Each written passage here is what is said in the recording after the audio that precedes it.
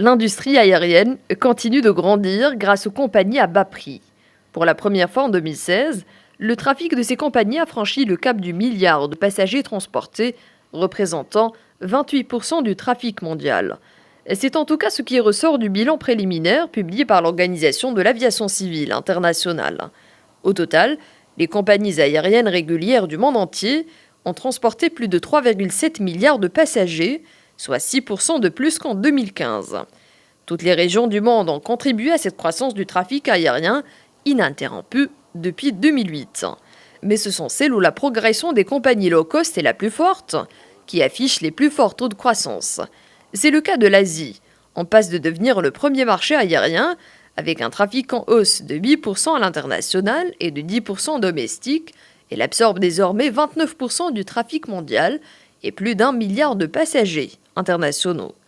La croissance a été marquée aussi au Moyen-Orient, avec plus de 11,2%, en Amérique latine, plus de 6,5%, et en Afrique, avec plus de 5,7%.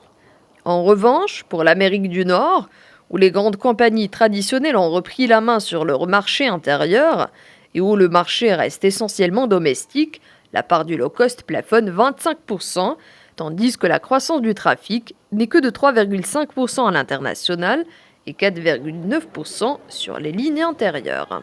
L'Agence des Nations Unies spécialisée dans le transport aérien estime qu'à ce rythme, le nombre de passagers atteindra les 6,5 milliards d'ici 2030. Sur le plan des affaires, les services aériens sont responsables de 35% de la valeur du commerce mondial et jusqu'à 90% du commerce transfrontalier. Les compagnies aériennes ont aussi profité des prix bas du carburant. En 2016, le carburant représentait un cinquième des dépenses, alors qu'il atteignait le tiers en 2015. Et ces frais inférieurs ont aussi aidé les entreprises à dégager un bénéfice d'exploitation plus important. Le dynamisme du transport aérien ne bénéficie pas seulement aux compagnies aériennes, il accompagne aussi l'essor du tourisme.